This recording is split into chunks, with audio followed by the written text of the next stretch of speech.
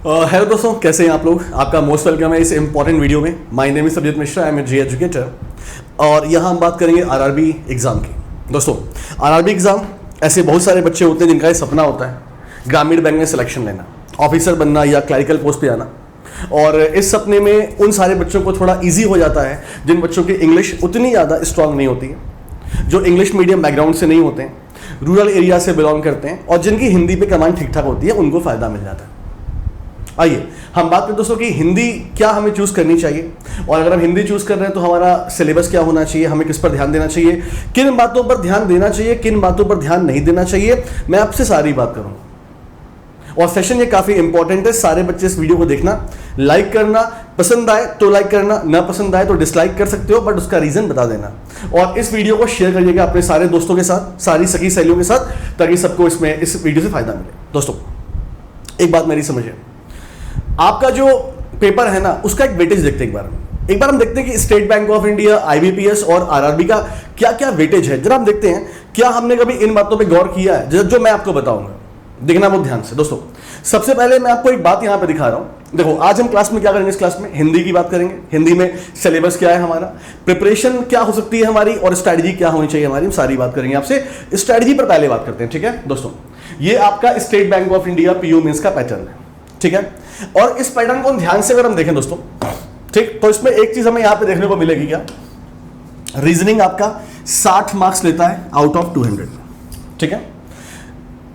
Reasoning, हाँ, और DI आपका मतलब मैथ आपका 60 मार्क्स लेता है 200 में, यानी 120 नंबर तो ये बनाते हैं। वेटेज की बात कर रहे हैं, जीए 40 और इंग्लिश 40, यानी 120 का वेटेज आपका क्वांट का और रीजनिंग का है, और वहीं जीए और इंग्लिश का वेटेज जो है वो 40-40 नंबर का है। ध्यान देना, मैं क्या बोलना चाह रहा हूं वो समझना। यही सेम पैटर्न आपका आईबीपीएस का, इसमें भी आपकी मैथ 60 मार्क्स की और इंग्लिश मैथ 60 मार्क्स हो गई, रीजनिंग सॉरी मैथ 60 हो गई, रीजनिंग 60 हो गई, 40 इंग्लिश हो गई और जीए 40 हो गई। 200 में ये दोनों 120 का वेटेज बना रहे हैं, 120 का वेटेज बना रहे हैं। यानी कि हम देख पा रहे हैं साफ साफ कि क्वांट और रीजनिंग में वेटेज जो है वो कितना जा रहा है ना। लेकिन दोस्तों, अगर यही हम बात करते हैं आरआरबी पर की, अब ध्यान से देखना मैं क्या बोलना चाह रहा हूं। आरआरबी में रीजनिंग आपकी 50 नंबर की है, क्वांट आपका 50 नंबर का है, यानी इनका वेटेज यहां पे कम होकर 100 नंबर का हो जाता है। आपकी इंग्लिश या हिंदी, मैं हिंदी की बात करूंगा, हिंदी आप चूज करते हो तो 40 नंबर, 200 में 40 ही है, बहुत तो सही है, लेकिन इनका वेटेज कितने कम हुआ है और कंप्यूटर का बढ़ा दिया गया है। यानी अगर आप इन दो सेक्शन पे मेहनत करते हो तो आपके सिलेक्शन की गारंटी थोड़ी बढ़ जाती है, साफ तौर पे देखा जा रहा है। तो ये देखो, आरआरबी के एग्जाम की बात करें तो जो बच्चे इंग्लिश भी लेंगे उनके लिए भी सेम है, जिनकी इंग्लिश अच्छी है उनके लिए भी सेम है कि आपका ये 60 नंबर का वेटेज बन रहा है। ये आपके लिए एक गोल्डन अपॉर्चुनिटी होती है आरआरबी वाले बच्चों के लिए। इस पर कभी फोकस किया तुम लोगों ने? नहीं किया होगा, कभी नहीं, कभी ध्यान नहीं दिया होगा। एक यार, सचिन कैसे बना, कोहली कैसे बना, कुछ तो डिफरेंट था उन लोगों में। उनकी लॉजिकल माइंड, गेंदबाजों को पढ़ने की क्षमता, प्रेडिक्शंस हमेशा सही होना। धोनी की बात कर लो, कैसे बने ये लोग। आपको हर बातों पर गौर करना चाहिए, ठीक है। आपने गौर कर लिया, अच्छा, अब बात करते हैं दोस्तों इंग्लिश की और हिंदी की बात करते हैं, ठीक है। जब आप आईबीपीएस का एग्जाम देते हो, एसबीआई का एग्जाम देते हो, आप हमेशा अपने फैकल्टी से पूछते रहते हो कि सर इंग्लिश कहाँ से पढ़ें, कैसे पढ़ें, इंग्लिश किस बुक से पढ़ें, कौन सा एडिटोरियल पढ़ें। मेरा क्वेश्चन है आपसे, क्या आपने कभी दोस्तों, जो बच्चे हिंदी देने जा रहे हैं, क्या आपने कोई एडिटोरियल पढ़ा हिंदी में? कुछ भी पेपर उठा के आपने कुछ, मैं ऐसे बात नहीं कर रहा हूं कि धोनी ने लिया संन्यास, ऐसे क्वेश्चन एग्जाम में नहीं आते। प्रॉपर एक एडिटोरियल हिंदी का आपने पढ़ा कभी? देखो, आपको लगता है कि आपकी हिंदी बहुत अच्छी है, ये आपको लगता है। हमारे देश में जितने भी लोग हिंदी बोलते हैं उसमें कम से कम 80% लोग हिंदी गलत बोलते हैं। जैसे मैं अपनी बात करता हूं, है ना, हम लोग क्या बोलेंगे, आज हम खाना नहीं खाएंगे, ये गलत है। आज मैं खाना नहीं खाऊंगा, ये सही। शुद्ध पारिमार्जित जो हिंदी है वो केवल आपके इधर ये जो वेस्टर्न यूपी है वहीं बोली जाती है। हम शुद्ध हिंदी नहीं बोलते, ये भी ध्यान दीजिएगा। तो अगर आपको ये लगता है कि आपका हिंदी बहुत अच्छा कमांड है और आप हिंदी में मार्क्स ला सकते हो, आपको गलत लग रहा है, पेपर इजी नहीं आता। और जो आप हिंदी बोलते हो अपने डेली लाइफ में, वो भी आप गलत बोलते हो। और आप हिंदी पढ़ते हो नहीं। कितनी प्रैक्टिस करते हो हिंदी में तुम लोग, जरा मुझे बताओ, कितनी प्रैक्टिस कर, कितने तुमने सेट लगा लिए, तुमने कितने सेट खरीद लिए, कभी किया ये सब? करते होगे, मैं मान रहा हूं करते होगे। कब? एग्जाम के 3-4 दिन पहले, 10 दिन पहले। दोस्तों 40 नंबर की हिंदी है, 40 नंबर की।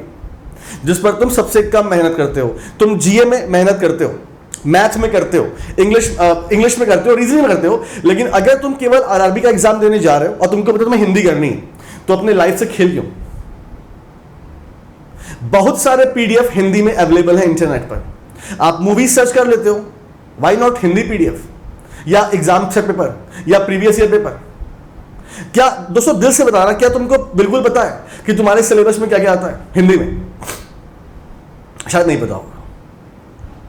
तो दोस्तों मैं तो आपसे यही बोलूंगा, जितना टाइम आप इंग्लिश को देते हो अदर एग्जाम्स के लिए, अगर आप आरआरबी की तैयारी कर रहे हो, थोड़ा हिंदी को टाइम दे दो।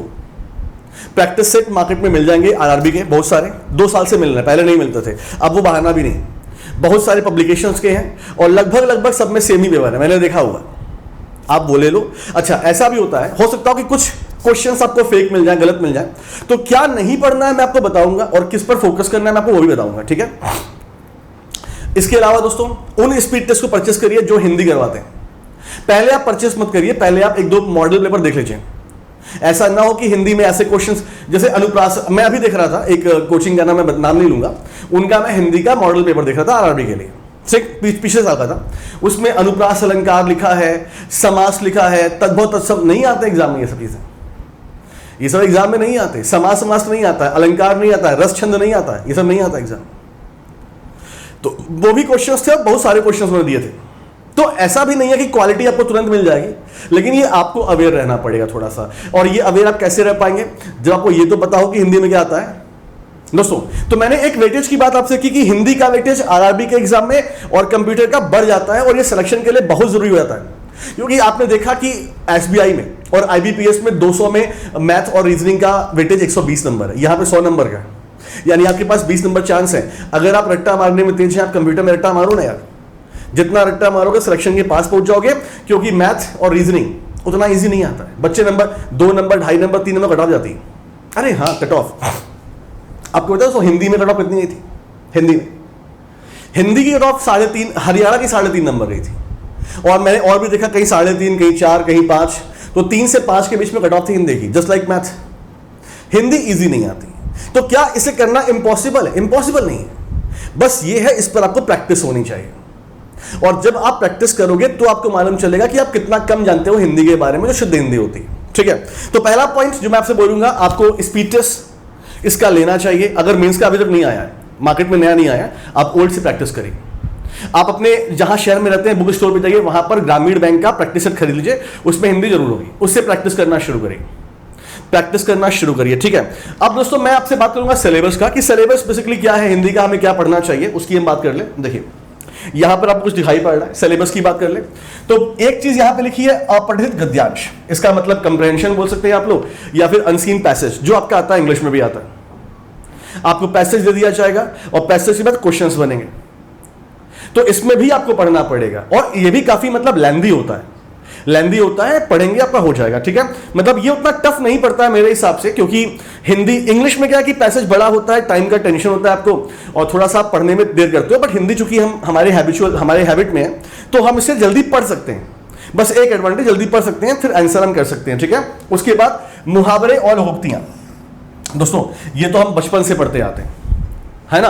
तो यहां पर हमें थोड़ा वेटेज मिल जाता है, यहां पर मैक्सिमम हमको आता रहता है। लेकिन फिर भी आप रिस्क मत लीजिएगा, जो भी आप बुक्स लेंगे या प्रैक्टिस सेट लेंगे उसके मुहावरे में पढ़ लीजिएगा सब चीज, ठीक है। अच्छा, रिक्त स्थान भरे, ये सेम वैसे ही है दोस्तों जैसे क्लोज टेस्ट इंग्लिश में होता है, क्लोज टेस्ट। और यकीन मानिए दोस्तों ये इजी नहीं होता है। लास्ट ईयर का पेपर मैं देख रहा था, उसमें बड़ा अच्छा पॉइंट था कि संदीप से अनीता ने कहा, 2 बच्चे जो ये ऐसे मतलब उसमें था, मतलब क्लोज टेस्ट में था, संदीप से अनीता ने कहा ये 2 बच्चे आप तुम्हारे परिवार की तरह हैं, ऐसे था, बड़ा बढ़िया था। मैं नहीं सॉल्व कर पाया। आपको पता है मेरे हिंदी में डिटेंशंस हैं in high school as well as intermediate, out of 80 से ऊपर मेरे मार्क्स हैं मेरे 100 में, यूपी बोर्ड से। तो हिंदी मतलब अपने, मेरी माता जी हिंदी में पढ़ी हुई है, मेरे नाना जी मामा जी लोग का रिसर्च है, पीएचडी है, तो काफ़ी ज़्यादा हिंदी हमारे यहाँ बोली जाती है और मतलब पढ़ी जाती है। तो मेरा भी बाय डिफॉल्ट जेनेटिकली मेरा भी सही है, लेकिन मुझे भी उसमें दिक्कत हो रही थी हिंदी में, ठीक है। अच्छा, और देखो यहाँ पे तो मतलब क्लोज टेस्ट आपका आता है, रिक्त स्थान भरे आपका आता है। आमतौर पर गलत वर्तनी वाले शब्द, सन्यासी, सही से ठीक से लिखिए। इसमें आपको कुछ शब्द दिए जाएंगे जो कि आपको सही लिखना है, मतलब 4-5 ऑप्शंस होंगे, जिसमें आपको 2 नंबर क्वेश्चन लास्ट ईयर आए थे, जिसमें आपको ढूंढना होता है कि कौन सा सही शब्द है। ठीक।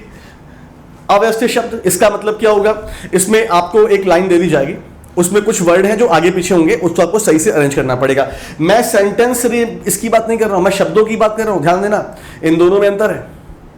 ठीक है, चलो आगे बढ़ते हैं। समानार्थी मतलब सिनोनिम्स।